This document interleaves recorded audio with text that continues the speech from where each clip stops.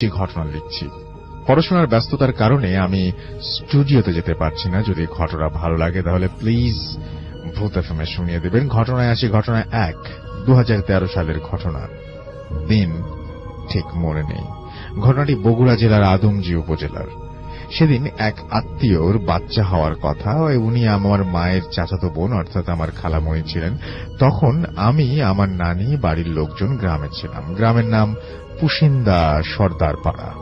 হঠাৎ খালামণির পেটে ব্যথা শুরু হওয়ায় তাকে আদমজীর এক ক্লিনিকে ভর্তি করা হয়। ক্লিনিকের নাম সঠিক মনে নেই। তখন ছিল রাত 11টা। গ্রামে সাধারণত 8টা থেকে 9টা বাজা মানেই অনেক রাত।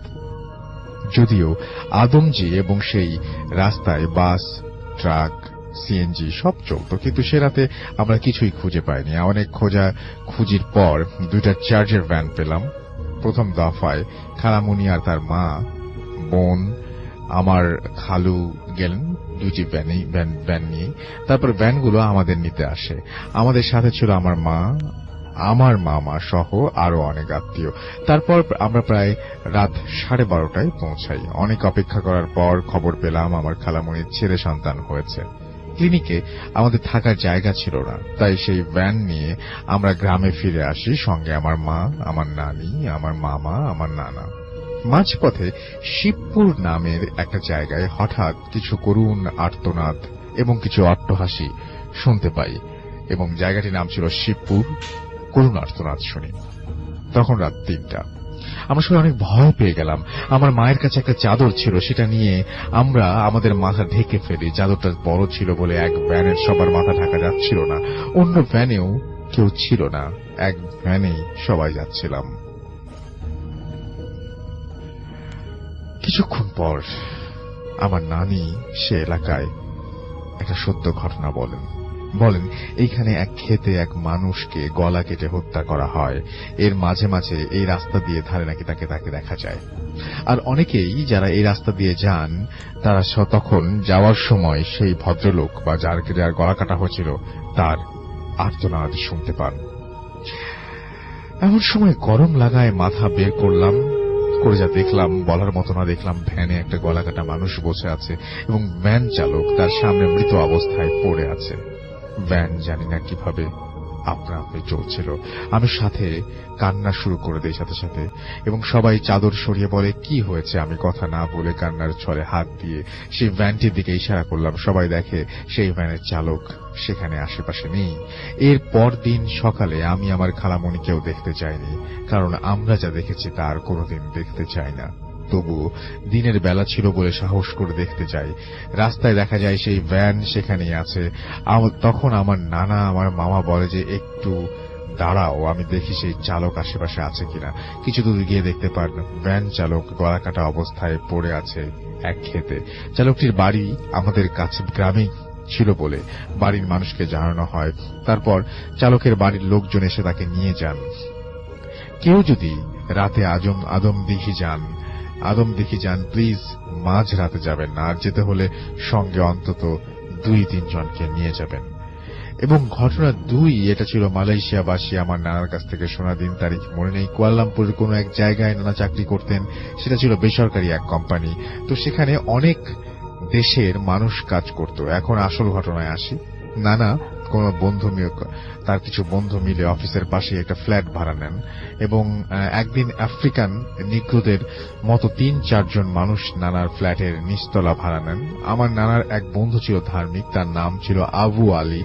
তো তিনি কাজ শেষে ফ্ল্যাটে ফিরে নামাজ কালাম পড়ে খাবার দাবার তৈরি করছিলেন। হঠাৎ সেই নতুন ভাড়াটিয়া আসেন এবং এসে তার সাথে কুশল বিনিময় করেন। হঠাৎ এরপর একদিন নানার সেই বন্ধু নিখোঁজ হয়ে যান। নিখোঁজ হওয়ার 3 দিন পর নানা সেই নতুন ভাড়াটিয়া কাছে যান এবং সেখানে গিয়ে তাদের সাথে অনেক গল্প গুজব করেন, এবং এক সময় এমনি ভাবে তিনি রান্নাঘরে যান। রান্নাঘরে তখন কেউ ছিল না। নানা সেখানে গিয়ে দেখেন অনেক গল্প গুজব। নানা সেখানে গিয়ে দেখেন যে সময় নতুন মানুষের দেখেন যে তাদের অনেকে গল্প আচ্ছা এক সময় এমনি করে রান্নাঘরে তখন কেউ ছিল না। নানা সেখানে গিয়ে দেখেন যে সে সময় নতুন মানুষদের ফ্রিজ খোলেন। আমি এটা বুঝলাম এই জায়গাটা। তারপর বাঘ হারিয়ে ফেলেন, তার চোখে পানি চলে আসে, সাথে সাথে মনে আসে ভয়। তিনি তার নিখোঁজ বন্ধুর কাটা মাথা দেখতে পান, হাত পা কিছুই ছিল না, শুধু মাথা ছিল। তিনি অনেক কষ্টে ভয় আর কান্না চাপিয়ে তাদের বাড়ি থেকে চলে আসেন। তিনি ঘটনা কাউকে জানাননি। তার ঠিক 2 দিন পরে চাকরি বাদ দিয়ে তিনি বাংলাদেশে চলে আসেন। এই ছিল আমার সেকেন্ড ঘটনা। এগুলো ভালো লাগলে, যে কোনো একটি ভালো লাগলে ভূত এফএম বলবেন। খোদা হাফেজ। এখন আমরা চলে যাব আপনার ভাইয়ের কাছে। আপনার ভাই আজকে অনেক অন্য দিনের চাইতে অনেক বেশি টায়ার্ড। আজকে যে ঘটনাটা, আমার মনে হয় যে প্রথম ঘটনাটা আমরা শুনি, আমরা তারপরে তো দ্বিতীয় ঘটনায় যাব। প্রথম ঘটনাটা খুবই অদ্ভুত, আশা করব শুনছেন আপনারা সবাই। এবং চলুন শুরু করি। ভাই, আমি আজকে প্রথম যে ঘটনাটি বলবো সেটা আমাদের রাজবাড়ী জেলার বালিয়াকান্দি উপজেলার আরকান্দি গ্রামের ঘটনা। তো যারা রাজবাড়ী জেলার বালিয়াকান্দিতে আছেন তারা আরকান্দিতে একটা বিশাল শ্মশান আছে এবং অনেক পুরাতন একটা শ্মশান, যেটা আপনারা অনেকেই জানেন। বিশেষ করে রাজবাড়ী জেলার অনেকেই জানেন যে রাজবাড়ির সবচেয়ে পুরাতন শ্মশানটা হচ্ছে আরকান্দি শ্মশান, এবং অনেক হন্টেড ঘটনা সেখানে আছে। তো আমি ওই ধরনের হন্টেড ঘটনাগুলোতে যাব না, আমি একটু ব্যতিক্রম একটা ঘটনা দিয়ে আজকে ইনশাল্লাহ শুরু করব। তো ঘটনাটি রাসেল ভাই, এই ঘটনাটি আমাকে যেভাবে বলেছে গ্রামের একজন প্রবীণ মুরব্বী, যার কাছ থেকে আমি ঘটনাটি কালেক্ট করেছিলাম, তো উনি বলেছে ঘটনাটি ওনার ঠিক মনে নাই, তবে 1963 থেকে 66 এই সময়ের মধ্যে হবে। আচ্ছা। তো ওই সময়ে ওই আরকান্দি গ্রামে একজন বাহির থেকে কামাল নামে একজন ব্যক্তি, উনি পেশায় ব্ল্যাক ম্যাজিক করতেন, বা যে কবিরাজ আমরা যাকে বলি আর কি। গ্রামের অনেকের বিভিন্ন সমস্যাগুলো থাকে, বিশেষ করে যে প্যারানরমাল বিষয়গুলো উনি জিনে ধরা থেকে শুরু করে নিয়ে অনেক বিষয়গুলো উনি সলভ করতেন, এবং দেখতেন যে হ্যাঁ একটা কাজ হতো বেশ।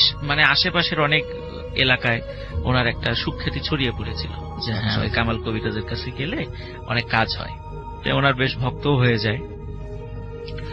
তো এর মধ্যে হঠাৎ গ্রামে একটা সমস্যার সৃষ্টি হলো, সেটা হচ্ছে যে দেখা যেত যে ছোট কিছু বাচ্চা, ধরেন যে 5 থেকে 7 বছর বা 3 থেকে 7 বছর এরকম বাচ্চাদের মাঝে মাঝে লাশ পাওয়া যেত, এবং সেই লাশের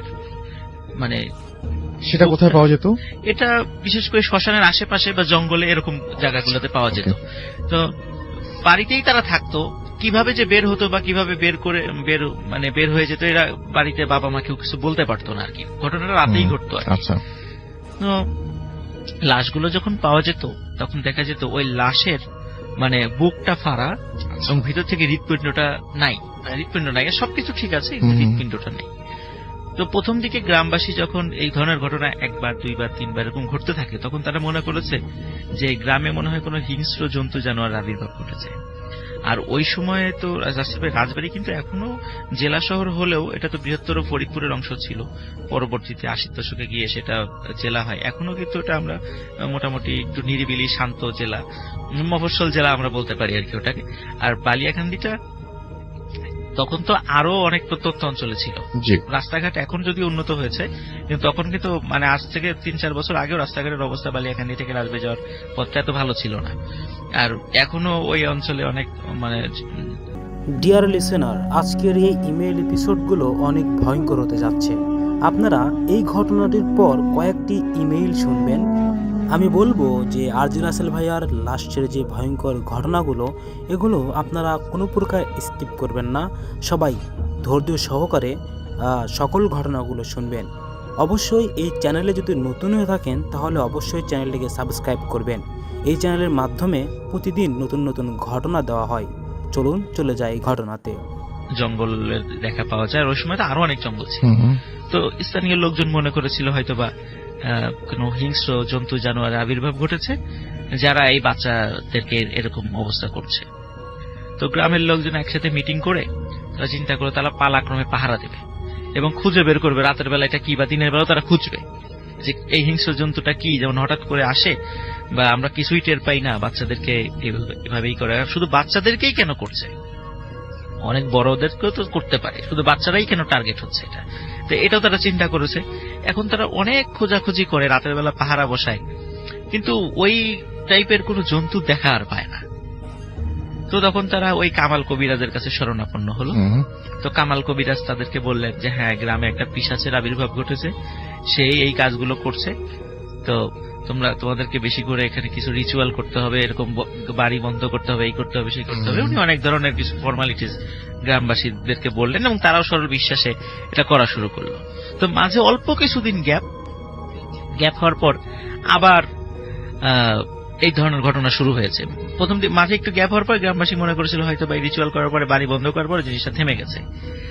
তারপর যখন হঠাৎ করে আবার শুরু হলো, তখন আবার কামাল কবিরের কাছে আসলো, তখন বললো না এটা আবার আসছে, এখন তোমাদেরকে আবার এটা করতে হবে, এটা করতে হবে, এরকম অনেক বিষয়গুলো তার মানে থিম অনুযায়ী যা যা করতে হবে সেটা গ্রামবাসীদেরকে বললেন। তো একদিন মানে রাতের বেলা মানে বাবা মা টের পেয়েছে যে তার সন্তানকে কিছু একটা নিয়ে গেল। এবং অদ্ভুত ব্যাপার রাসেল ভাই, এই যে যতগুলো বাবা মার সন্তান নিয়ে গেছে, বাড়ির কেউ ঘুণাক্ষরও টের পায় নাই যে কিসে নিয়ে গেল। কোনো চিহ্ন নাই বাড়িতে, কোনো জীবজন্তুর পায়ের ছাপ নাই, কিছুই নেই। অদ্ভুত ব্যাপার। তো এই জন্য সবার মনে একটা বিশ্বাসটা দৃঢ় ছিল যে এটা হয়তো বা কোনো প্যারানর্মাল বা অশরীরী কোনো কিছুই ঘটনাটা ঘটাচ্ছে। তো ওই দিন কিভাবে যেন বাবা মা টের পেয়ে গিয়েছিল যে মনে হয় কোনো একটা শব্দ হলো, তারপর শব্দ হওয়ার পরে দেখে তার সন্তান ঘরে নেই। তখন তারা চিৎকার চেঁচামেচি শুরু করে যে আমার সন্তানকে নিয়ে গেছে, মানে এরকম চিৎকার চেঁচামেচি করলে গ্রামবাসী সব মশাল টশাল নিয়ে আসে। তো সব খুঁজতে খুঁজতে যখন ওই আরকান্দি শ্মশানের কাছে চলে আসছে, তখন আসলে ভাই গ্রামবাসীর কাছে ঘটনাটা পরিষ্কার হয়েছে আসলে ঘটনাটা কি। তখন দেখে ওই যে কামাল কবিরাজ, সে ওই ছোট্ট শিশু বাচ্চাটার মানে বুক ফেরে ভিতর থেকে মানে হৃৎপিণ্ডটা খাচ্ছে। একদম গ্রামবাসীর কাছে হাতে নাতে সে ধরা পড়ে যায়। ধরা পড়ার পরে মানে গ্রামবাসী তো তাকে বেধড়ক পিটুনি দেয় এবং বুঝতে পারে যে এতগুলো মার্ডারের সাথে সেই জড়িত। সকালবেলা পুলিশে খবর দেওয়া হয়, রাজবাড়ী থানা থেকে পুলিশ আসে। পুলিশ আসার পরে তাকে গ্রেফতার করা হয়। তখন কিন্তু রাসেল ভাই আমাদের রাজবাড়ীতে এখন যেমন যে জজ কোর্টটা আছে, আগে কিন্তু এখানে জজ কোর্ট ছিল না। রাজবাড়ির সব বিচার কার্য ফরিদপুরে হতো। ওই সময় সবকিছু ফরিদপুরে ছিল। তো তখন ফরিদপুরে তাকে নিয়ে যাওয়া হয়, ফরিদপুরে কোর্টে, এবং সে মানে স্বীকারোক্তিমূলক জবানবন্দি দেয় যে হ্যাঁ সেই অপরাধ করেছে, এই অপরাধগুলো করেছে। যখন স্বীকারোক্তিমূলক জবানবন্দি দেওয়ার পর তার অল্প কিছুদিন শুধু মানে শুনানি হয়েছে, কারণ সবাই তো আসলে তার কোন আত্মীয় স্বজন ওখানে ছিল না তাকে ডিফেন্ড করার মতো বা তাকে রক্ষা করার মতো। সে যেহেতু স্বীকারোক্তিমূলক জবানবন্দি দিয়েছে, তার বাঁচারও আসলে কোনো উপায় ছিল না। আর গ্রামবাসী হাতে নাতে ধরেছে, তারা সবাই সাক্ষ্য দিয়েছে যে তারা এই হালতে পেয়েছে, এবং সেও নিজেও বলেছে সব মার্ডার তার হাতেই হয়েছে। তো যাই হোক, অল্প কিছুদিন শুনানি হওয়ার পরেই জজ সাহেব তার রায় দিয়ে দেন, রায় তার মৃত্যুদণ্ড দেওয়া হয়। আর যেহেতু একটা রায় হওয়ার পর কিছুদিনের সময় থাকে আপিল করার জন্য, হয়তো হাইকোর্টে আপিল করার সুযোগ থাকে, যেহেতু তার কেউ ছিল না এই জন্য তারও ওই সুযোগটা হয় নাই যে হাইকোর্টে গিয়ে আপিল করবে বা এই টাইপের কিছু। সেও বুঝতে পেরেছিল যে করে কোনো লাভ হবে না, এই জন্য সেও আর কোনো আপিলের কোনো কিছুতে যায় নাই। তো তাকে ফরিদপুর কারাগারেই রাখা হয়। তো এখানে একটা বিষয় বলে নিয়ে ভালো ভাই, ফরিদপুর কারাগারটা কিন্তু সেই ব্রিটিশ আমলে প্রতিষ্ঠিত, মানে অনেক আগে। এখন যারা ফরিদপুর জেলটা দেখবেন যে চারদিকে দেয়ালগুলো অনেক মনে হয় যে একদম মানে ব্রিটিশ পিরিয়ডে ফিরে যাওয়ার মতো অবস্থা। ওখানে গেলে এরকম মনে হবে ফরিদপুরে যে পুরাতন যে দেয়াল মানে কারাগারটা আছে, ওই সময় পুরাতন কারাগারে তাকে রাখা হয়েছিল। তো যেহেতু তাকে মৃত্যুদণ্ডের হওয়ার পরে তাকে কন্ডেম সেলে নিয়ে যাওয়া হয়। সেখানে অল্প কিছু আসামি ছিল যারা যাবজ্জীবন কারাদণ্ড এবং মৃত্যুদণ্ড প্রাপ্ত কিছু আসামি ছিল। তো ওখানে নিয়ে যাওয়ার পর রাসেল ভাই ওই জেলখানা থেকে যে খাবারটা তাকে দেয়া হতো, ওটা আসলে উনি মানে খেতেন কি খেতেন না কেউ কিছু বলতে পারে না। কারণ ওনাকে যখন খাবার দেয়া হতো উনি কোনো মানুষ ওনাকে কোনো কিছু খাওয়া দেখেনি, এবং যখন পরবর্তী খাবারের সময় হতো তখন দেখা যেত আগের যে খাবারটা সেটা ওরকমই আছে। এরকম কিন্তু অনেক দিন চলে যায়। আসলে উনি কি খান না খান এটাও জেল কর্তৃপক্ষ কিছু বুঝতে পারছিল না। দিনে দিনে উনি আবার অসুস্থ হয়ে পড়ছিলেন কামাল কবিরাজ। তো উনাকে যে সেলে রাখা হয়, ওই সেলের যেই অল্প কিছু আসামিরা ছিল তার পাশের যে সেলগুলোতে, তারা রাতের বেলায় কিছু অদ্ভুত ঘটনা মানে অবলোকন করত এবং ফিল করত। তার ভিতরে কিছু বিষয় আমি বলি রাসেল ভাই। সেখানে ওই সময় আসলে এই ঘটনাটা আমরা জানতে পেরেছিলাম ওই সময়ে রাজবাড়ী জেলার একজন জেল পুলিশ মানে সদ্য জয়েন করেছে আর কি। তো উনি যদি এখন মারা গেছেন, তো উনি যখন পরবর্তীতে ওই কামাল কবিরাজের ঘটনা যখন উনি সবাইকে বলেন, ওই উনার বলার মাধ্যম দিয়ে ওই জেলের ভিতরকার ঘটনাগুলো মানে বাইরের লোকজন জানতে পারে। তার আগে কিন্তু আমরা এগুলা কিছুই জানতাম না। সেই বিষয়গুলো এখন বলবো।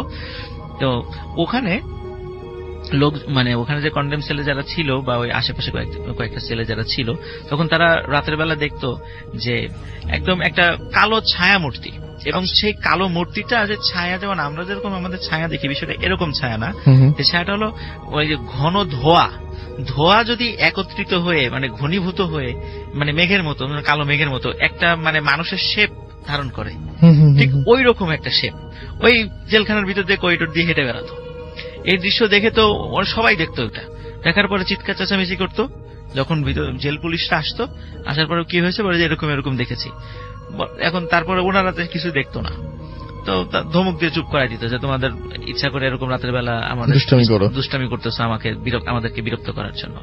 তো একবার কি হয়েছিল ভাই, ওই ওখানে সবাই আগুন আগুন বলে চিৎকার করে ওঠে কিসের মধ্যে, মানে জেলখানার মধ্যে। তো জেল পুলিশ আসে, বলে কি হয়েছে, বলে যে ওইখানে যেই কামাল নামে একজন আছে তার সেলের মধ্যে আগুন জ্বলছে। ওরা কাছে গিয়ে দেখে কামাল মানে খুব দিব্যি ঘুমাচ্ছে, কোনো আগুনের লেশ মাত্র নাই। এটা দেখে ওই আসামিদের প্রতি আরো বিরক্ত হয় জেল পুলিশরা। এরপর আর একদিন এই মানে বলতে থাকে পানি পানি বলে চিৎকার করতে থাকে ওই আসামিরা ওইটুকুর ইসের মধ্যে। তারপর যখন পুলিশরা আসে, বলে কিসের পানি, বা মনে হচ্ছিল যে আমরা তো পানিতে ডুবে যাচ্ছি, নিচ থেকে কোথা থেকে যেন পানি ঢুকতেছে পুরা ওই সেলের মধ্যে। তখন আসলে কোনো পানির কোনো কিছুই ছিল না। তো এরপরে জেলার এসে বলে যে তোমরা যদি এরপরে এই ধরনের কোনো বিরক্ত করো, মানে বিশ্বাসই করে না, তারা মনে করছে তোমাদেরকে কিন্তু খুব কঠিন শাস্তি দেয়া হবে। এই ধরনের আর কোনো বিষয় বলা যাবে না, এই ধরনের উদ্ভট কোনো বিষয় বলা যাবে না। তো যাই হোক, ওনাদের কথা কেউ বিশ্বাস করে না। এদিকে কিন্তু দিনে দিনে কামালের ফাঁসির সময়টা ঘনিয়ে আসছে। তো কামালের ফাঁসির যখন 3 থেকে 4 দিন বাকি, তখন তো তার ফাঁসির যে মঞ্চটা ওটা রেডি করা হবে। তো ওখানে ফাঁসির মঞ্চ রেডি করার জন্য আমরা জানি যে আগে থেকে দড়িগুলো আনা হয়। তারপরে ফাঁসির যে মঞ্চ, যেখানে মানে মৃত্যুদণ্ড কার্যকর করা হবে, মানে জল্লাদ মানে একটা সুইচ টিপার সাথে সাথে বা একটা দণ্ড টান দেওয়ার সাথে সাথে পায়ের নিচ থেকে পাটাতন সরে দেয়, একটা গর্তের মধ্যে ছুটতে আর কি বডিটা পড়ে যায়। ওখানে কিছুক্ষণ থাকার পরে মৃত্যুদণ্ড মানে মৃত্যু নিশ্চিত হওয়ার পর তারপরে ওখান থেকে বের করা হয় আর কি। তো একজন মৃত্যুদণ্ড মানে একজন যাবজ্জীবন প্রাপ্ত আসামিকে বলা হলো যে তুমি এই দড়িটা রেডি করো যখন সব ঠিকঠাক আছে না, কারণ এই কাজগুলো কিন্তু আসলে যে এই আসামিদেরকে দিয়েই সাধারণত করানো হয়, বিশেষ করে জল্লাদ সংক্রান্ত কাজগুলো। তো ওই আসামি দড়িগুলো ঠিকঠাক করতে গিয়ে মানে খুবই আচমকা মানে পা পিছলে ওই যে মানে ফাঁসি যেখানে আসামিকে প্রথমে দাঁড় করানো হয়, আসামি মানে যখনই ঝুলিয়ে দেওয়া হয় যে গর্তটার মধ্যে পড়ে যায়, সে হঠাৎ করে মানে পা পিছলে ওই গর্তের মধ্যে পড়ে যায় এবং মারাত্মক ইনজুর্ড হয়। হওয়ার পরে তাকে মানে হাত পা ভেঙে যায় এবং খুব স্পাইনাল কর্ডও ভেঙে যায় আর কি, খুবই মারাত্মক ভাবে আহত হয় সে। তখন সে যখন চলে গেল ওখান থেকে, তখন আর একজনকে বলা হলো তাহলে এবার তুমি এটা রেডি করো। তো পা পিছলে পড়ে গেছে। তো সে প্রথমে ফাঁসি রেডি করেছে, করার পর হঠাৎ করে মানে কিভাবে যেন ও নিজেও বলতে পারে না যে ওই দড়ির একটা অংশ ওর নিজের গলার সাথে প্যাঁচ লেগে গেছে। প্যাঁচ লাগার পরে তো কিছুতেই সেটা ছুটাতে পারছে না এবং ওটা আস্তে আস্তে শুধু শক্ত হয়ে আসছে গলার সাথে। যখন দূর থেকে লোকজন এটা খেয়াল করেছে, প্রথমে মনে করছে এমনিতেই হয়তোবা, কিন্তু যখন দেখেছে যে ও হাত পা ছোড়াছুড়ি করছে, বিশেষ করে পা ছোড়াছুড়ি করছে, তখন লোকজন দৌড়ে সেখানে গেছে। যাওয়ার পরে ওই দড়ির ওই রশিটা তার গলা থেকে ছাড়ানো হয়। তখন আশেপাশে মানে একটা খবর ছড়িয়ে গেল পুরো সেলে যে যেই ওর এই কামাল কবিরাজের ফাঁসির কাষ্ট রেডি করতে যাবে তারই ক্ষতি হবে। তো এখন আর কাউকে দিয়ে মানে তাকে ফাঁসি মানে কার্যকর করার জন্য কোন আসামিকে আর খুঁজে পাওয়া যাচ্ছে না। যাকেই বলা হয় সে বলে আমি পারবো না, কারণ সবার কাছে ওই রোমারটা ছড়িয়ে গেছে, এই ঘটনার বিষয়টা ছড়িয়ে গেছে। তো যাই হোক, শেষ পর্যন্ত জেল পুলিশরাই মানে এটা রেডি করেন, কোন আসামির সহযোগিতা ছাড়াই তারা এটা রেডি করেন। তো ফাঁসির যখন আর মাত্র 3 দিন বাকি, তখন কামাল কবিরাজকে বলা হয় যে তোমার শেষ ইচ্ছা কি, তুমি কিছু খেতে চাও কিনা? তখন বলে আমার 2টা ইচ্ছা আছে। একটা ইচ্ছা হলো তার মৃত্যুর পরে তার লাশটা ওই শ্মশানে, যে ওই শ্মশানটাতেই যেন মানে করা হয়, কবর দেওয়া হয়, এটা তার একটা ইচ্ছা ছিল।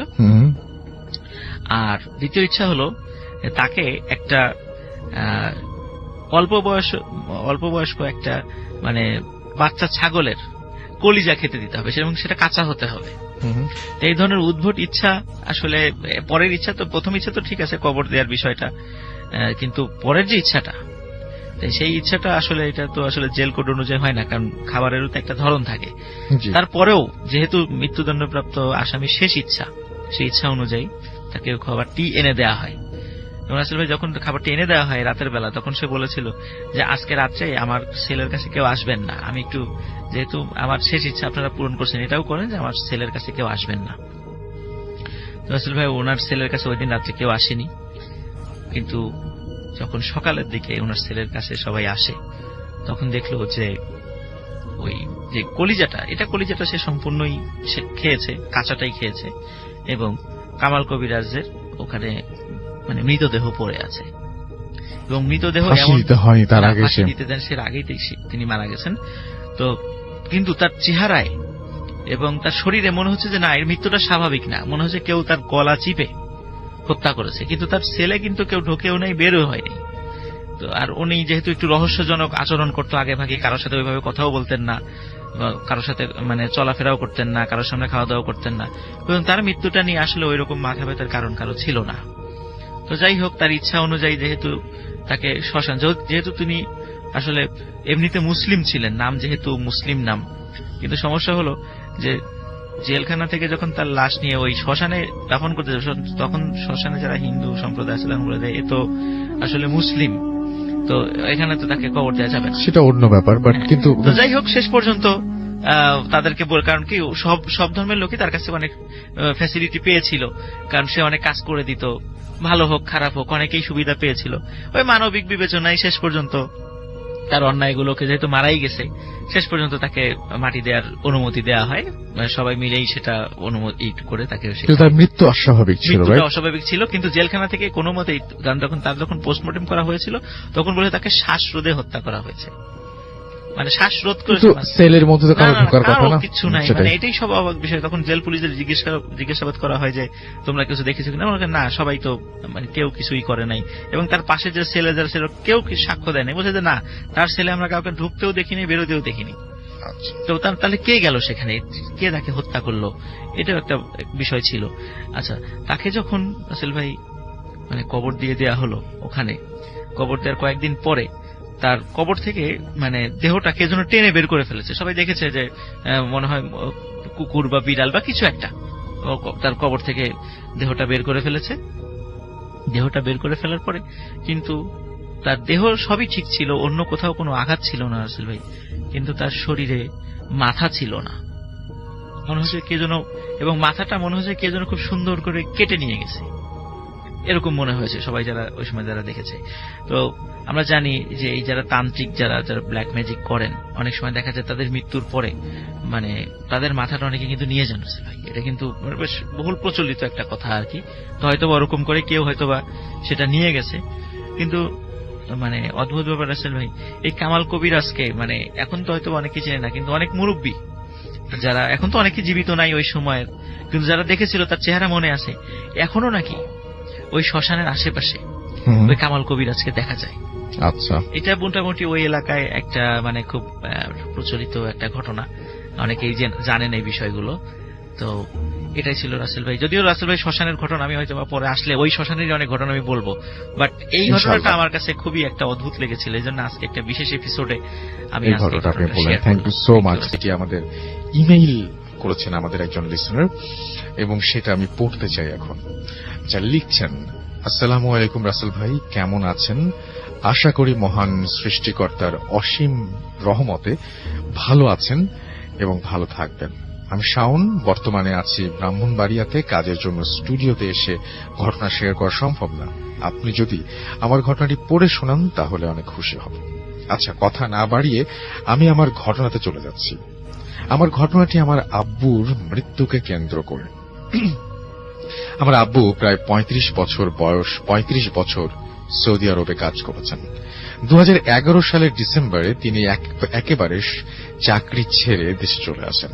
আব্বু আসার পরপরই আব্বুর হার্টে ব্লক ধরা পড়ে। ডাক্তার ওনাকে ওপেন হার্ট সার্জারি করতে বলেন, এবং 2013 সালের জানুয়ারির 22 তারিখ ঢাকার একটি স্বনামধন্য হসপিটালে আব্বুর অপারেশন হয়। কারণবশত আমি হসপিটালের নাম বলছি না। অপারেশনের 12 দিন পর ডাক্তার আব্বুকে রিলিজ করে দেন। তারপর আমরা তখন নারায়ণগঞ্জে থাকতাম। আমি আব্বুকে অ্যাম্বুলেন্সে করে বাসায় নিয়ে আসি। সেদিন সন্ধ্যাবেলাতেই আব্বুর শরীর খারাপ হতে থাকে। আব্বুর শারীরিক অবস্থার উন্নতি হতে না দেখে আব্বুকে রাত 12টায় এবার অ্যাম্বুলেন্স যে হসপিটালে অপারেশন করা হয়েছিল সেখানে আবার নিয়ে আসি আমরা, এবং তার শারীরিক অবস্থা কোনোভাবেই ভালো হচ্ছিল না। এবং সেদিন সন্ধ্যাবেলাতে আব্বুর শরীর খারাপ হতে থাকে। আব্বুর শারীরিক অবস্থার উন্নতি না দেখে আমরা যখন নিয়ে আসলাম, রাত 12টায় যে হসপিটালে অপারেশন হয়েছিল সেখানে আবারও নিয়ে আসলাম। কর্তব্যরত ডাক্তার আব্বুকে সিসিইউতে ভর্তি করতে বলেন এবং আইসিইউতে ভর্তি করতে বলেন, এবং ডাক্তার আমাকে কিছু ঔষধের নাম লিখে একটি কাগজ ধরিয়ে দিয়ে বললেন যে ওষুধগুলো আনতে হবে। আমি আমার ফুফাতো ভাই, আম্মু আর ছোট বোনকে আব্বুর আইসিইউর বাইরে বসতে বলে দ্রুত ফার্মেসির উদ্দেশ্যে বের হয়ে যাই। রাত প্রায় 1:15 বাজছিল তখন। আব্বুকে রাখা হয়েছিল 7ম তলায়, আর হসপিটালের নিচের তলায় ছিল ফার্মেসি। রাত বেশি হওয়ায় লিফট বন্ধ ছিল, তাই দ্রুত পায়ে সিঁড়ি দিয়ে নিচে নামি। ফার্মেসির সামনে এসে দেখি ভেতরে 2জন লোক আছে, তবে তারা দুজনেই ঘুমোচ্ছে। তাদের ডাক দিতে হবে। এমন সময় আমার কাঁধে একটা স্পর্শ অনুভব করলাম। পেছনে ফিরতেই দেখলাম আমার আব্বু উজ্জ্বল সাদা রঙের পাঞ্জাবি পরে দাঁড়িয়ে আছেন। বিল্ডিং এর ওপরে দিকে আঙুল দেখিয়ে আব্বু ইশারা করে বললেন, তোমার মা বোনকে গিয়ে সামলাও। আমি ঘটনার আকস্মিকতায় হকচকিয়ে গিয়েছিলাম। আব্বুকে কিছু বলতে যাব, ঠিক তখনই আমার পকেটের মোবাইলটা বেজে উঠল। আমার ফুফাতো ভাই ফোন করেছে। ফোন হাতে নিয়ে দেখি আমার সামনে কেউ নেই। আমি আর কিছু ভাবতে পারি না। ফোন রিসিভ করতেই আমার ফুফাতো ভাই আমায় বলল, ভাই ওষুধ লাগবে না, উপরে আসো। আমি দ্রুত সিঁড়ি বেয়ে উঠতে থাকি ওপরে উঠতে উঠতে সিঁড়ি থেকে আমার বোনের মায়ের কান্নার শব্দ শুনতে পাচ্ছিলাম। আমার ফুফাতো ভাই আমাকে দেখে কাছে জড়িয়ে বলল, ভাই মামা তো আর নেই। আমার সারা শরীর যেন বরফের মতো জমে গিয়েছিল। এই জন্যই কি হাসপাতালের নিচে আব্বুকে একটু আগে দেখতে পেয়েছিলাম। আব্বুর উপদেশটা মনে পড়ে গেল। মা বোনের কাছে গিয়ে বসলাম। আমার গ্রামের বাড়ি ব্রাহ্মণবাড়িয়ার নবীনগর থানার একটি গ্রামে।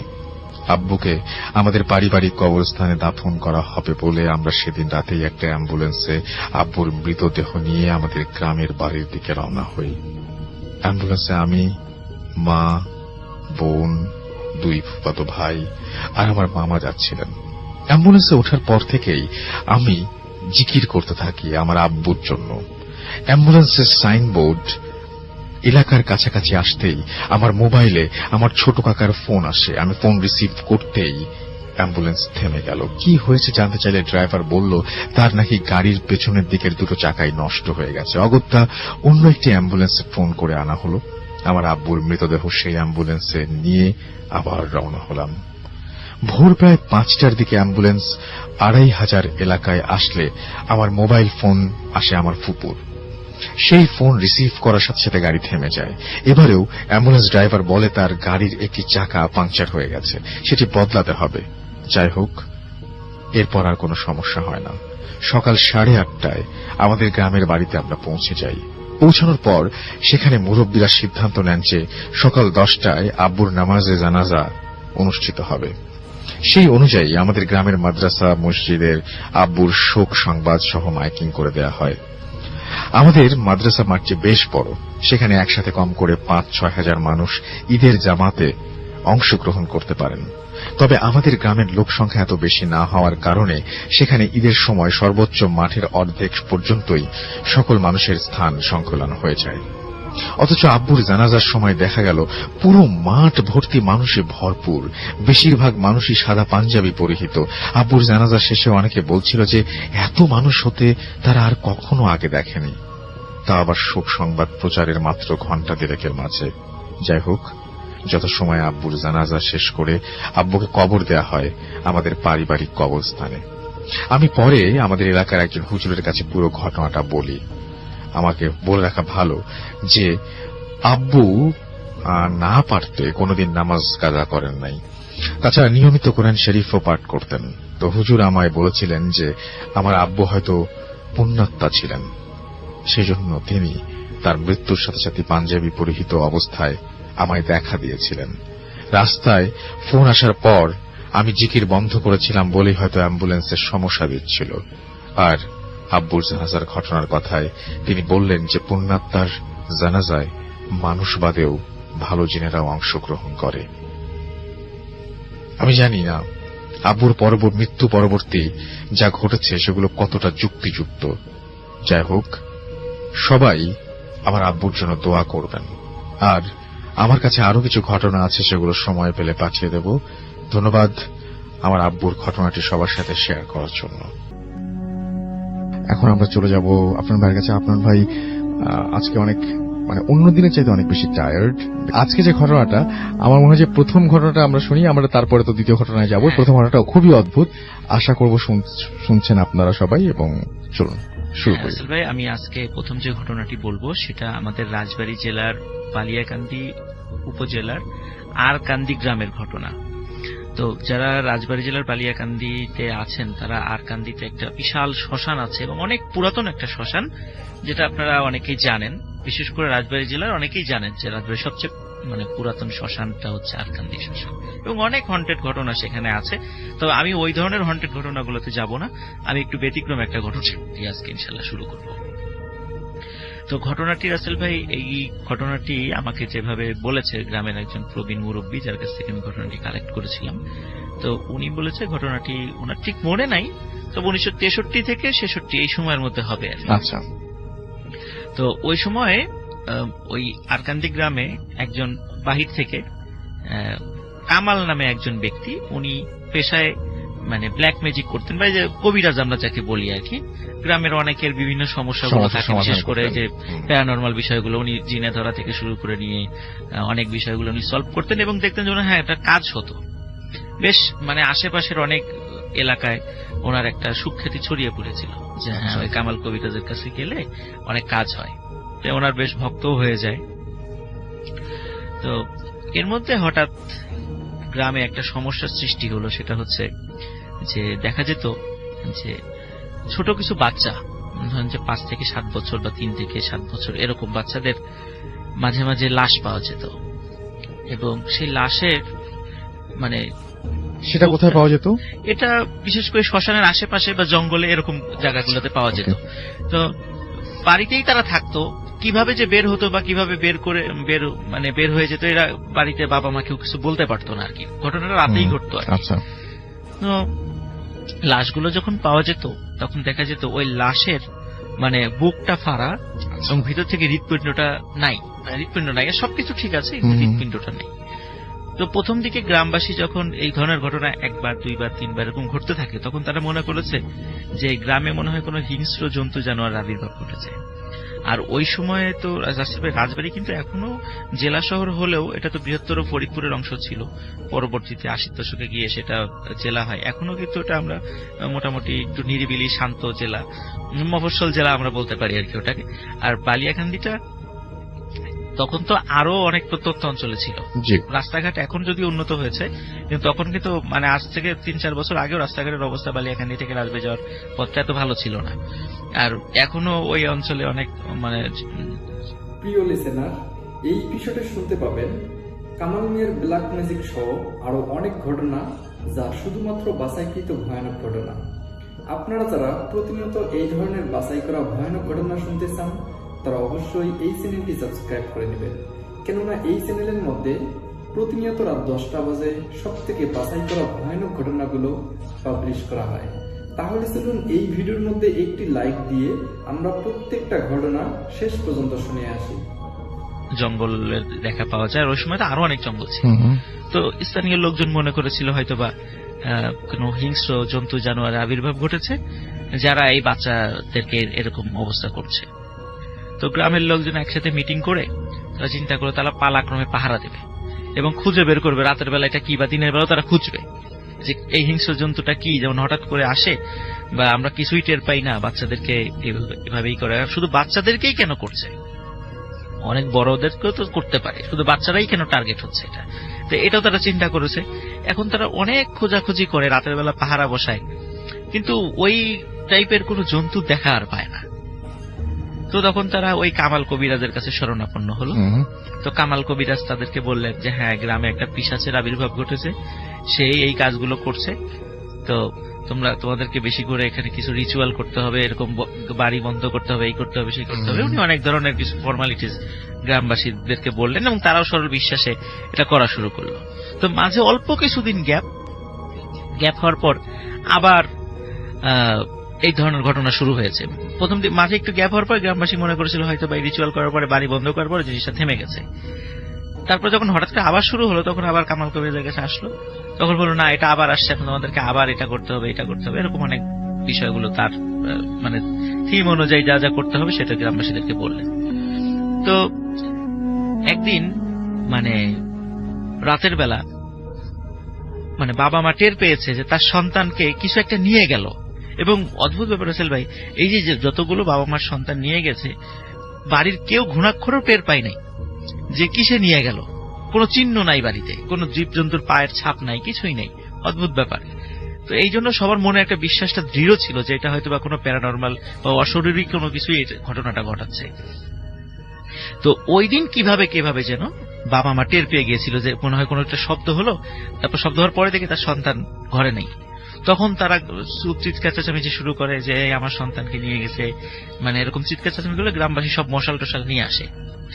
তো সব খুঁজতে খুঁজতে যখন ওই আরকান্দি শ্মশানের কাছে চলে আসছে, তখন রাসেল ভাই গ্রামবাসীর কাছে ঘটনাটা পরিষ্কার হয়েছে আসলে ঘটনাটা কি। তখন দেখে ওই যে কামাল কবিরাজ, সে ওই ছোট্ট শিশু বাচ্চাটার মানে বুক ফেরে ভিতর থেকে মানে হৃৎপিণ্ডটা খাচ্ছে। একদম গ্রামবাসীর কাছে হাতে নাতে সে ধরা পড়ে যায়। ধরা পড়ার পরে মানে গ্রামবাসী তো তাকে বেধড়ক পিটুনি দেয় এবং বুঝতে পারে যে এতগুলো মার্ডারের সাথে সেই জড়িত। সকালবেলা পুলিশে খবর দেওয়া হয়, রাজবাড়ী থানা থেকে পুলিশ আসে। পুলিশ আসার পরে তাকে গ্রেফতার করা হয়। তখন কিন্তু রাসেল ভাই আমাদের রাজবাড়ীতে এখন যেমন যে জজ কোর্টটা আছে, আগে কিন্তু এখানে জজ কোর্ট ছিল না। রাজবাড়ীর সব বিচার কার্য ফরিদপুরে হতো, ওই সময় সবকিছু ফরিদপুরে ছিল। তো তখন ফরিদপুরে তাকে নিয়ে যাওয়া হয়, ফরিদপুরে কোর্টে, এবং সে মানে স্বীকারোক্তিমূলক জবানবন্দি দেয় যে হ্যাঁ সেই অপরাধ করেছে, এই অপরাধগুলো করেছে। যখন স্বীকারোক্তিমূলক জবানবন্দি দেওয়ার পর তার অল্প কিছুদিন শুধু মানে শুনানি হয়েছে, কারণ সবাই তো আসলে তার কোন আত্মীয় স্বজন ওখানে ছিল না তাকে ডিফেন্ড করার মতো বা তাকে রক্ষা করার মতো। সে যেহেতু স্বীকারোক্তিমূলক জবানবন্দি দিয়েছে, তার বাঁচারও আসলে কোনো উপায় ছিল না। আর গ্রামবাসী হাতে নাতে ধরেছে, তারা সবাই সাক্ষ্য দিয়েছে যে তারা এই হালতে পেয়েছে, এবং সেও নিজেও বলেছে সব মার্ডার তার হাতেই হয়েছে। তো যাই হোক, অল্প কিছুদিন শুনানি হওয়ার পরেই জজ সাহেব তার রায় দিয়ে দেন, রায় তার মৃত্যুদণ্ড দেওয়া হয়। আর যেহেতু একটা রায় হওয়ার পর কিছুদিনের সময় থাকে আপিল করার জন্য, হয়তো হাইকোর্টে আপিল করার সুযোগ থাকে, যেহেতু তার কেউ ছিল না এই জন্য তারও ওই সুযোগটা হয় নাই যে হাইকোর্টে গিয়ে আপিল করবে বা এই টাইপের কিছু। সেও বুঝতে পেরেছিল যে করে কোনো লাভ হবে না, এই জন্য সেও আর কোনো আপিলের কোনো কিছুতে যায় নাই। তো তাকে ফরিদপুর কারাগারেই রাখা হয়। তো এখানে একটা বিষয় বলে নিয়ে ভালো রাসেল ভাই, ফরিদপুর কারাগারটা কিন্তু সেই ব্রিটিশ আমলে প্রতিষ্ঠিত, মানে অনেক আগে। এখন যারা ফরিদপুর জেলটা দেখবেন তা দেখবেন যে চারদিকে দেয়ালগুলো অনেক মনে হয় যে একদম মানে ব্রিটিশ পিরিয়ডে ফিরে যাওয়ার মতো অবস্থা। ওখানে গেলে এরকম মনে হবে ফরিদপুরে যে পুরাতন যে দেয়াল মানে কারাগারটা আছে, ওই সময় পুরাতন কারাগারে তাকে রাখা হয়েছিল। তো যেহেতু তাকে মৃত্যুদণ্ডের হওয়ার পরে তাকে কন্ডেম সেলে নিয়ে যাওয়া হয়। সেখানে অল্প কিছু আসামি ছিল যারা যাবজ্জীবন কারাদণ্ড এবং মৃত্যুদণ্ড প্রাপ্ত কিছু আসামি ছিল। তো ওখানে নিয়ে যাওয়ার পর রাসেল ভাই ওই জেলখানা থেকে যে খাবারটা তাকে দেয়া হতো, ওটা আসলে উনি মানে খেতেন কি খেতেন না কেউ কিছু বলতে পারে না। কারণ ওনাকে যখন খাবার দেয়া হতো উনি কোনো মানুষ ওনাকে কোনো কিছু খাওয়া দেখেনি, এবং যখন পরবর্তী খাবারের সময় হতো তখন দেখা যেত আগের যে খাবারটা সেটা ওরকমই আছে। এরকম কিন্তু অনেক দিন চলে যায়। আসলে উনি কি খান না খান এটাও জেল কর্তৃপক্ষ কিছু বুঝতে পারছিল না। দিনে দিনে উনি আবার অসুস্থ হয়ে পড়ছিলেন কামাল কবিরাজ। তো ওনাকে যে সেলে রাখা হয়, ওই সেলের যে অল্প কিছু আসামিরা ছিল তার পাশের যে সেলগুলোতে, তারা রাতের বেলায় কিছু অদ্ভুত ঘটনা মানে অবলোকন করত এবং ফিল করত। তার ভিতরে কিছু বিষয় আমি বলি রাসেল ভাই। সেখানে ওই সময় আসলে এই ঘটনাটা আমরা জানতে পেরেছিলাম ওই সময়ে রাজবাড়ী জেলার একজন জেল পুলিশ মানে সদ্য জয়েন করেছে আর কি। তো উনি যদি এখন মারা গেছেন, তো উনি যখন পরবর্তীতে ওই কামাল কবিরাজের ঘটনা যখন উনি সবাইকে বলেন, ওই উনার বলার মাধ্যম দিয়ে ওই জেলের ভিতরকার ঘটনাগুলো মানে বাইরের লোকজন জানতে পারে। তার আগে কিন্তু আমরা এগুলা কিছুই জানতাম না, সেই বিষয়গুলো এখন বলবো। তো ওখানে লোক মানে ওখানে যে কন্ডেম সেলে যারা ছিল বা ওই আশেপাশে কয়েকটা সেলে যারা ছিল, তখন তারা রাতের বেলা দেখতো যে একদম একটা কালো ছায়া মূর্তি, এবং সেই কালো মূর্তিটা যে ছায়া, যেমন আমরা যেরকম আমাদের ছায়া দেখি, বিষয়টা এরকম ছায়া না। এই ছায়াটা হলো ওই যে ঘন ধোয়া যদি একত্রিত হয়ে মানে ঘনীভূত হয়ে মানে মেঘের মতো, মানে কালো মেঘের মতো একটা মানে মানুষের শেপ ধারণ করে, ঠিক ওই রকম একটা শেপ ওই জেলখানার ভিতর দিয়ে করিডোর দিয়ে হেঁটে বেড়াতো। এই দৃশ্য দেখে তো সবাই দেখতো, ওটা দেখার পরে চিৎকার চেঁচামেচি করতো। যখন জেল পুলিশরা আসতো, আসার পরে কি হয়েছে বলে যে এরকম এরকম দেখেছি। এখন তারপরে ওনারা কিছু দেখতো না, তো ধমক দিয়ে চুপ করাই দিত যে তোমাদের ইচ্ছা করে এরকম রাতের বেলা আমাদের দুষ্টামি করতেছো, আমাদেরকে বিরক্ত করার জন্য। তো একবার কি হয়েছিল ভাই, ওখানে সবাই আগুন আগুন বলে চিৎকার করে ওঠে ইসের মধ্যে, মানে জেলখানার মধ্যে। তো জেল পুলিশ আসে, বলে কি হয়েছে বলে যে ওইখানে যেই কামাল নামে একজন আছে তার সেলের মধ্যে আগুন জ্বলছে। ওরা কাছে গিয়ে দেখে কামাল মানে খুব দিব্যি ঘুমাচ্ছে, কোনো আগুনের লেশ মাত্র নাই। এটা দেখে ওই আসামিদের প্রতি আরো বিরক্ত হয় জেল পুলিশরা। এরপর আর একদিন এই মানে বলতে থাকে পানি পানি বলে চিৎকার করতে থাকে ওই আসামিরা ওইটুকুর ইসের মধ্যে। তারপর যখন পুলিশরা আসে, বলে কিসের পানি, বা মনে হচ্ছিল যে আমরা তো পানিতে ডুবে যাচ্ছি, নিচ থেকে কোথা থেকে যেন পানি ঢুকতেছে পুরা ওই সেলের মধ্যে। তখন আসলে কোনো পানির কোনো কিছুই ছিল না। তো এরপরে জেলার এসে বলে যে তোমরা যদি এরপরে এই ধরনের কোনো বিরক্ত করো, মানে বিশ্বাসই করেন তারা, মনে করছে তোমাদেরকে কিন্তু খুব কঠিন শাস্তি দেওয়া হবে। এই ধরনের আর কোনো বিষয় বলা যাবে না, এই ধরনের উদ্ভট কোনো বিষয় বলা যাবে না। তো যাই হোক, ওনাদের কথা কেউ বিশ্বাস করে না। এদিকে কিন্তু দিনে দিনে কামালের ফাঁসির সময়টা ঘনিয়ে আসছে। তো কামালের ফাঁসির যখন 3 থেকে 4 দিন বাকি, তখন তো তার ফাঁসির যে মঞ্চটা ওটা রেডি করা হবে। তো ওখানে ফাঁসির মঞ্চ রেডি করার জন্য আমরা জানি যে আগে থেকে দড়িগুলো আনা হয়। তারপরে ফাঁসির যে মঞ্চ, যেখানে মানে মৃত্যুদণ্ড কার্যকর করা হবে, মানে জল্লাদ মানে একটা সুইচ টিপার সাথে সাথে বা একটা দণ্ড টান দেওয়ার সাথে সাথে পায়ের নিচ থেকে পাটাতন সরে দেয়, একটা গর্তের মধ্যে আর কি বডিটা পড়ে যায়। ওখানে কিছুক্ষণ থাকার পরে মৃত্যুদণ্ড মানে মৃত্যু নিশ্চিত হওয়ার পর তারপরে ওখান থেকে বের করা হয় আর কি। তো একজন মৃত্যুদণ্ড মানে একজন যাবজ্জীবন প্রাপ্ত আসামিকে বলা হলো যে তুমি এই দড়িটা রেডি করো যখন সব ঠিকঠাক আছে না, কারণ এই কাজগুলো কিন্তু আসলে এই যে আসামিদেরকে দিয়েই সাধারণত করানো হয়, বিশেষ করে জল্লাদ সংক্রান্ত কাজগুলো। তো ওই আসামি দড়িগুলো ঠিকঠাক করতে গিয়ে মানে খুবই আচমকা মানে পা পিছলে ওই যে মানে ফাঁসি যেখানে আসামিকে প্রথমে দাঁড় করানো হয়, আসামি মানে যখনই ঝুলিয়ে দেওয়া হয় যে গর্তটার মধ্যে পড়ে যায়, সে হঠাৎ করে মানে পা পিছলে ওই গর্তের মধ্যে পড়ে যায় এবং মারাত্মক ইনজুর্ড হয়। হওয়ার পরে তাকে মানে হাত পা ভেঙে যায় এবং খুব স্পাইনাল কর্ডও ভেঙে যায় আর কি, খুবই মারাত্মক ভাবে আহত হয় সে। তখন সে যখন চলে গেল ওখান থেকে, তখন আর একজনকে বলা হলো তাহলে এবার তুমি এটা রেডি করো। তো পা পিছলে পড়ে গেছে। তো আসলে সে প্রথমে ফাঁসি রেডি করেছে, পরপর হঠাৎ করে মানে কিভাবে যেন ও নিজেও বলতে পারে না যে ওই দড়ির একটা অংশ ওর নিজের গলার সাথে প্যাঁচ লেগে গেছে। প্যাঁচ লাগার পরে তো কিছুতেই সেটা ছুটাতে পারছে না এবং ওটা আস্তে আস্তে শুধু শক্ত হয়ে আসছে গলার সাথে। যখন দূর থেকে লোকজন এটা খেয়াল করেছে, প্রথমে মনে করছে এমনিতেই হয়তোবা, কিন্তু যখন দেখেছে যে ও হাত পা ছোড়াছুড়ি করছে, বিশেষ করে পা ছোড়াছুড়ি করছে, তখন লোকজন দৌড়ে সেখানে গেছে।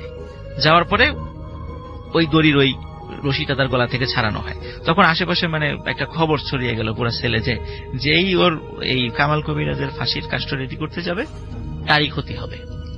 তো এখন আর কাউকে দিয়ে মানে তাকে ফাঁসি মানে কার্যকর করার জন্য কোন আসামিকে আর খুঁজে পাওয়া যাচ্ছে না। যাকেই বলা হয় সে বলে আমি পারবো না, কারণ সবার কাছে ওই রোমারটা ছড়িয়ে গেছে, এই ঘটনার বিষয়টা ছড়িয়ে গেছে। তো যাই হোক, শেষ পর্যন্ত জেল পুলিশরাই মানে এটা রেডি করেন, কোন আসামির সহযোগিতা ছাড়াই তারা এটা রেডি করেন। তো ফাঁসির যখন আর মাত্র 3 দিন বাকি, তখন কামাল কবিরাজকে বলা হয় যে তোমার শেষ ইচ্ছা কি, তুমি কিছু খেতে চাও কিনা? তখন বলে আমার 2টা ইচ্ছা আছে। একটা ইচ্ছা হলো তার মৃত্যুর পরে তার লাশটা ওই শ্মশানে, যে ওই শ্মশানটাতেই যেন মানে করা হয়, কবর দেওয়া হয়, এটা তার একটা ইচ্ছা ছিল। আর দ্বিতীয় ইচ্ছা হলো তাকে একটা অল্প বয়স্ক একটা মানে বাচ্চা ছাগলের কলিজা খেতে দিতে হবে এবং সেটা কাঁচা হতে হবে। তো এই ধরনের উদ্ভট ইচ্ছা আসলে পরের ইচ্ছা তো, প্রথম ইচ্ছা তো ঠিক আছে কবর দেওয়ার বিষয়টা, কিন্তু পরের যে ইচ্ছাটা, সেই ইচ্ছাটা আসলে এটা তো আসলে জেল কোড অনুযায়ী হয় না, কারণ খাবারেরও তো একটা ধরন থাকে। তারপরেও যেহেতু মৃত্যুদণ্ডপ্রাপ্ত আসামির শেষ ইচ্ছা, সেই ইচ্ছা অনুযায়ী তাকে খাবারটি এনে দেওয়া হয়। এবং রাসেল ভাই যখন খাবারটি এনে দেওয়া হয় রাতের বেলা, তখন সে বলেছিল যে আজকে রাত্রে আমার ছেলের কাছে কেউ আসবেন না, আমি একটু, যেহেতু আমার শেষ ইচ্ছা আপনারা পূরণ করছেন, এটাও করেন যে আমার ছেলের কাছে কেউ আসবেন না। তো রাসেল ভাই ওনার ছেলের কাছে ওই দিন রাত্রে কেউ আসেনি, কিন্তু যখন সকালের দিকে ওনার ছেলের কাছে সবাই আসে, তখন দেখলো যে ওই যে কলিজাটা সে সম্পূর্ণই খেয়েছে, কাঁচাটাই খেয়েছে, এবং কামাল কবিরাজের ওখানে মানে মৃতদেহ পড়ে আছে। এবং মৃতদেহ হয়নি তার আগে, দিতে দেন সে আগেই তিনি মারা গেছেন। তো কিন্তু তার চেহারায় এবং তার শরীরে মনে হচ্ছে যে না, এর মৃত্যুটা স্বাভাবিক না, মনে হচ্ছে কেউ তার গলা চিপে হত্যা করেছে। কিন্তু তার ছেলে কিন্তু কেউ ঢোকেও নাই, বেরও হয়নি। তো আর উনি যেহেতু একটু রহস্যজনক আচরণ করতো, আগে ভাগে কারোর সাথে ওইভাবে কথাও বলতেন না, কারোর সাথে মানে চলাফেরাও করতেন না, কারোর সামনে খাওয়া দাওয়া করতেন না, এবং তার মৃত্যুটা নিয়ে আসলে ওই রকম মাথা ব্যথার কারণ কারো ছিল না। তো যাই হোক, তার ইচ্ছা অনুযায়ী যেহেতু তাকে শ্মশান, যেহেতু তিনি আসলে এমনিতে মুসলিম ছিলেন, নাম যেহেতু মুসলিম নাম, কিন্তু সমস্যা হলো যে জেলখানা থেকে যখন তার লাশ নিয়ে ওই শ্মশানে দাফন করতে যাবে, তখন শ্মশানে যারা হিন্দু সম্প্রদায় আছে তখন বলে দেয় এ তো আসলে মুসলিম, তো এখানে তো তাকে কবর দেওয়া যাবে না, সেটা অন্য ব্যাপার। বাট কিন্তু যাই হোক, শেষ পর্যন্ত তাদেরকে বল, কারণ কি সব ধর্মের লোকই তার কাছে অনেক ফ্যাসিলিটি পেয়েছিল, কারণ সে অনেক কাজ করে দিত, ভালো হোক খারাপ হোক অনেকেই সুবিধা পেয়েছিল। ওই মানবিক বিবেচনায় শেষ পর্যন্ত তার অন্যায়গুলোকে যেহেতু মারাই গেছে, শেষ পর্যন্ত তাকে মাটি দেওয়ার অনুমতি দেওয়া হয়, সবাই মিলেই সেটা অনুমতি করে তাকে। তার মৃত্যু অস্বাভাবিক ছিল, অস্বাভাবিক ছিল, কিন্তু জেলখানা থেকে কোনো মতেই, কারণ যখন পোস্টমর্টম করা হয়েছিল তখন বলে তাকে শ্বাসরোধে হত্যা করা হয়েছে, মানে শ্বাসরোধ করে, সেলের মধ্যে তো কারো ঢোকার কথা না, কিছু নাই, মানে এটাই সব অবাক বিষয়। তখন জেল পুলিশের জিজ্ঞাসাবাদ করা হয় যে তোমরা কিছু দেখেছো কিনা, না সবাই তো মানে কেউ কিছুই করে নাই, এবং তার পাশে যে ছেলে যারা ছিল কেউ সাক্ষ্য দেয় নাই, বলছে যে না তার ছেলে আমরা কাউকে ঢুকতেও দেখিনি, বেরোতেও দেখিনি। তো তাহলে কে গেল সেখানে, কে তাকে হত্যা করলো, এটাও একটা বিষয় ছিল। আচ্ছা, তাকে যখন রাসেল ভাই মানে কবর দিয়ে দেয়া হলো, ওখানে কবর দেওয়ার কয়েকদিন পরে তার কবর থেকে মানে দেহটা কে যেন টেনে বের করে ফেলেছে। সবাই দেখেছে যে মনে হয় কুকুর বা বিড়াল বা কিছু একটা তার কবর থেকে দেহটা বের করে ফেলেছে। দেহটা বের করে ফেলার পরে কিন্তু তার দেহ সবই ঠিক ছিল, অন্য কোথাও কোনো আঘাত ছিল না রাসেল ভাই, কিন্তু তার শরীরে মাথা ছিল না, মনে হচ্ছে কে যেন, এবং মাথাটা মনে হচ্ছে কে যেন খুব সুন্দর করে কেটে নিয়ে গেছে, এরকম মনে হয়েছে সবাই যারা ওই সময় যারা দেখেছে।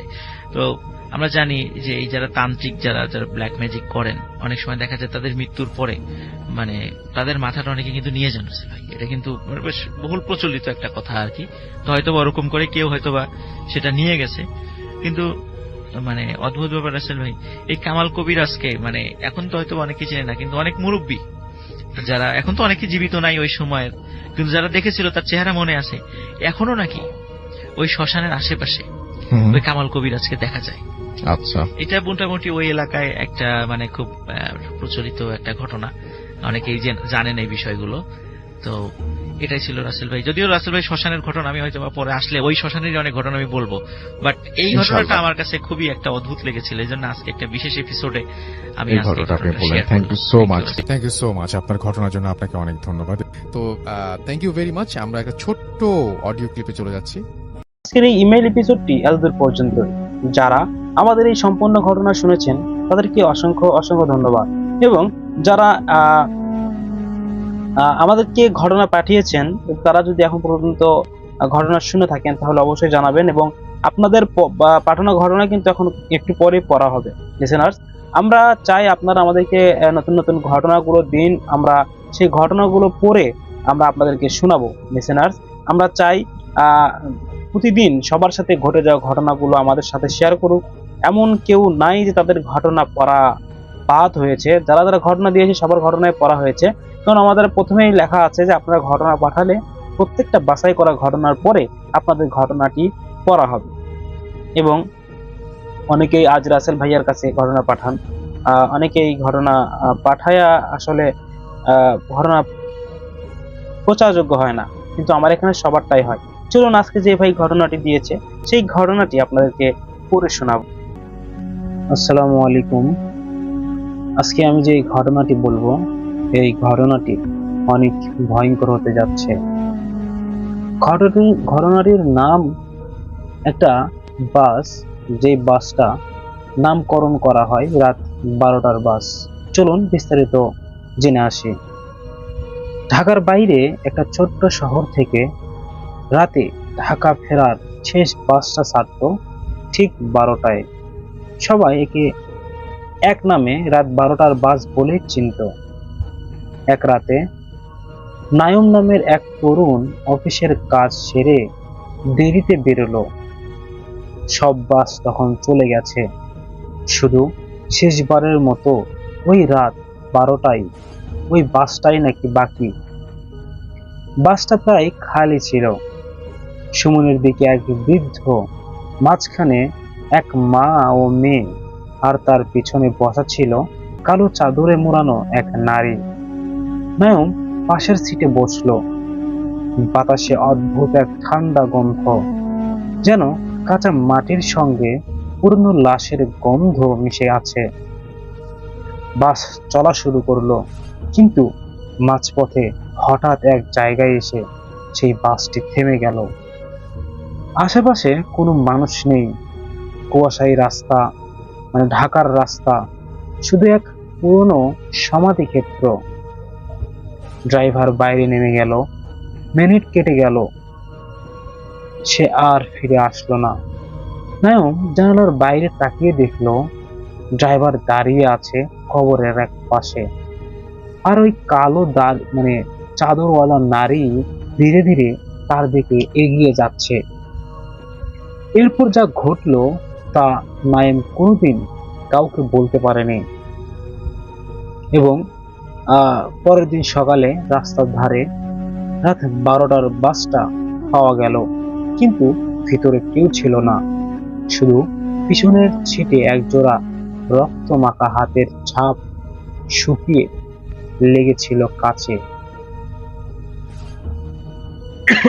সরি। এরপর সেই কালো চাদরের মেয়ে, যেটার ওই কালো চাদরের গোপন রহস্যটা আমরা ক্লিয়ার করব। রাত 12টার বাস আর কখনো তারপর থেকে তাদের গন্তব্যে পৌঁছায়নি। পুলিশ ঘটনাস্থলে পৌঁছে দেখে ড্রাইভার, হেল্পার, যাত্রী সবাই ওখান থেকে উধাও। শুধু বাসের ভেতরে ঝুলে আছে এক টুকরো কালো চাদর, আর জানালার কাছে শুকিয়ে থাকা দুইটি রক্ত মাখা হাতের ছাপ। পুলিশের এক সদস্য, তার নাম রহমান, কৌতূহল বসে চাদরটা হাতে নিল। মুহূর্তেই ঠান্ডা এক হাওয়া বইল, আর দূরে শোনা গেল এক মৃদু এক হাসি। তুমি আমার চাদর ছুঁয়েছ।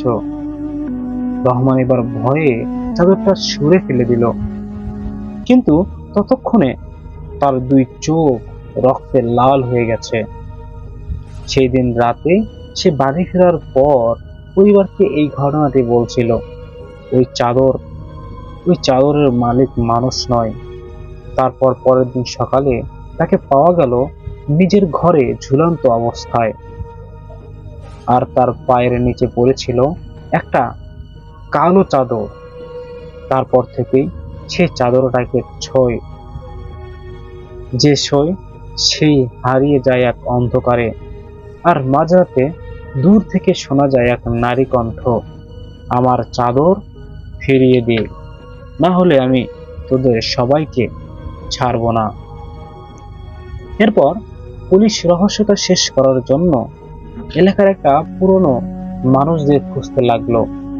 এক বৃদ্ধ বলল, ওই রাস্তার পাশে এক কবর আছে, সেখানে সমাধি দেওয়া হয়েছিল এক মহিলাকে, যার নাম জাহানারা বেগম। লোককথা আছে সে একসময় ছিল গ্রাম জুড়ে কুখ্যাত কালো জাদুকরী মেয়ে। ওর মৃত্যুর পরও কেউ তার দেহ ছুঁতে সাহস করেনি, কারণ যে ছুঁতো সেই পাগল হয়ে যেত। রহমান যেই কালো চাদর ছুঁয়েছিল সেটাই ছিল জাহানারা বেগমের কাফনের কাপড়। ওর আত্মা নাকি এখনো ঘুরে বেড়ায়। যে কেউ রাত 12টার পর ওই রাস্তা দিয়ে যায়, সে চাদর আর ফেরত বা দিতে বাধ্য করা হয় তাকে। পরের সপ্তাহে এক নতুন ড্রাইভার সাহস করে ওই রাস্তায় আবার বাস চালায়। সব ঠিকঠাক চলছিল। হঠাৎ জানালার পাশে বসা এক মহিলা বলল, ভাই, এই চাদরটা পড়ে গিয়েছিল, এটা মনে হয় আপনার। ড্রাইভার ফিরে তাকালো, কিন্তু সামনে দেখে কেউ নেই। শুধু সিটে রাখা ছিল কালো চাদরটা, আর জানালার কাছে আবার সেই রক্তমাখা হাতের ছাপ। বাসটা আর কখনো কোনো দিন সেখানে দেখা যায়নি। লোকজন বলে, যখন রাত ঠিক 12টা বাজে, দূরের হাওয়াতে দেখা যায় একটা বাস, তার হেডলাইট জ্বলে, আবার নেভে, আবার জ্বলে, আর বাসের ভিতরে থেকে চাদর মোড়ানো এক নারী, চোখ ফাঁকা দৃষ্টিতে, ঠোঁটে রক্তের হাসি। এইভাবে ভয় দেখাতে শুরু করে সাধারণ মানুষদেরকে। তো তারপরে যে ঘটনাটি হয়েছে আসল ভাইয়া, এটা আর কি মানে তারা তুলে ধরতেছে, এমন ভাবে তুলে ধরেছে যে এটা বলার মতো না। তারপরেও আমি শেষ অংশটা বলে দিচ্ছি যে ঘটনার এক পরে ঘুরতে থাকা গ্রামের মানুষ সে আতঙ্কের দিন কাটতে লাগলো। কেউ আর তার রাত 12টার পর রাস্তা বের হতো না। তখনই হাজির হলো এক তরুণ, যার নাম আরিফ। সে পড়াশোনা করত অপ্রকৃত ঘটনা নিয়ে, আর বিশ্বাস করত প্রত্যেক অভিশাপের পিছনে থাকে এক অসমাপ্ত কাহিনী। আর পুলিশের রেকর্ড ঘটে যেতে জানতে পারলে জাহানারা বেগমকে মানুষ কালো জাদুর অভিযোগ হিসেবে ডায়েরি করত। যাই হোক, এই ছিল ঘটনা। এই ঘটনাটি আমাদেরকে পাঠিয়েছিল আপনাদের মতো লিসেনার্স। যদি আপনারা ঘটনা পাঠাতে চান তাহলে অবশ্যই আমাদেরকে বা আমাদের সাথে যোগাযোগ করবেন। আমরা সর্বদাই আপনাদের ঘটনা শেয়ার করার জন্য প্রস্তুত, শুধু আপনারা পাঠাতে যতক্ষণ। যাই হোক, আজকের এই ঘটনাটা আজ পর্যন্ত। সবাই ভালো থাকবেন, সুস্থ থাকবেন। দেখা হচ্ছে নেক্সট ইমেইল এপিসোডে। আসসালামু আলাইকুম।